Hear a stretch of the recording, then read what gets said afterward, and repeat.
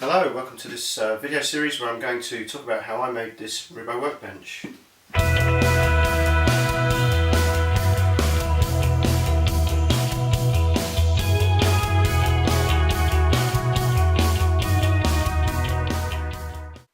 Hello there. In part 2 I'll describe the timber preparation for the tops, which will give you some idea of the challenge that this workbench project presents to you.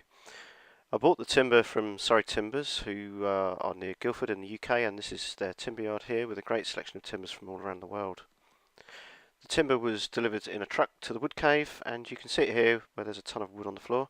It's mostly rough sawn ash with a few pieces of walnut, which was expensive, but I wanted to contrast the ash with the walnut for the leg vise and so on. So here we go with the making. I'm setting up the planer and planing all the wood bit by bit, and it took a long time because there's just so many boards, so you really have to be careful. Yeah, and you mustn't be stupid in the workshop either. Although I was using gloves, I was extremely careful with where I put my hands as it goes over the blades, and you'll see later with the table saw as well. So it's not ideal, but unfortunately the ash was particularly spiky. I used the bandsaw for trimming boards to near width, and also the table saw, as you can see here. But yeah, it was time consuming and hard work, but if you're used to doing woodwork, then you know all about this. This is the dull side of the woodworking, preparing all the stock. But anyway, this is just a good reminder to me, and also hopefully helpful to you, to make you realise that there's a lot to do, and I've shortened the video quite substantially here. I couldn't have done this without this hammer planer thicknesser. It really is an amazing bit of kit. I'm sure there's better planer thicknessers out there, or jointer planers as some people call them in the US. But no, this is quite an amazing machine, and it doesn't have these spiral cutters either, and it still does a very, very good job.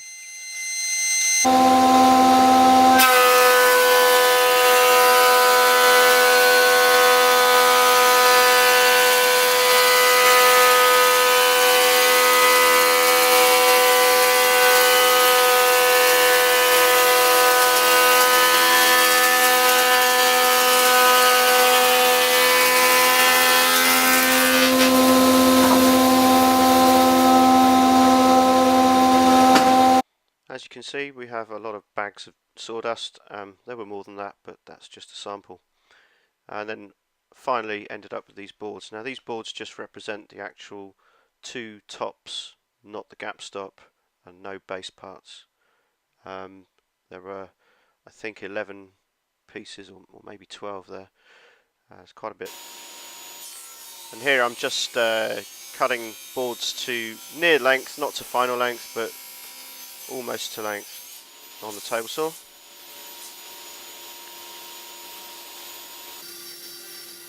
And here we're again at the bandsaw, trimming more bits off before we get close to the final dimensions.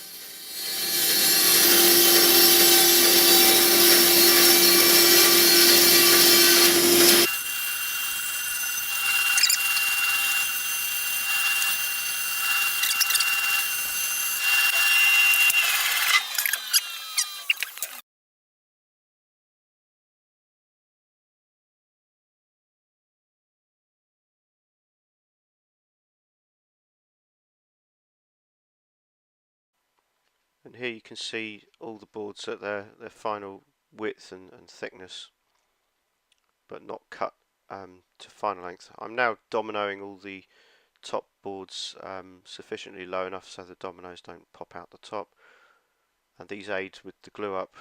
Here's my lovely helper gluing up the boards, and the dominoes are just there for registering, so that they're not there for strength or anything like that. They're just there so that the face edges are basically lined up with little or no difference. So it should pull them all together nicely. We used Cascamite glue here because it had a longer open time, and this helped us with alignments and before we finalised the clamps. Here's the boards now produced into two tops. This is the front top, and this is the rear top in the clamps, and then you can see the rear top now glued together on the bench here. Now you can see putting the whole top through the thicknesser, and that was a hair-raising moment, but we got there in the end, and luckily we got it to exactly 102 millimeters or 4 inches, so that was a real bonus.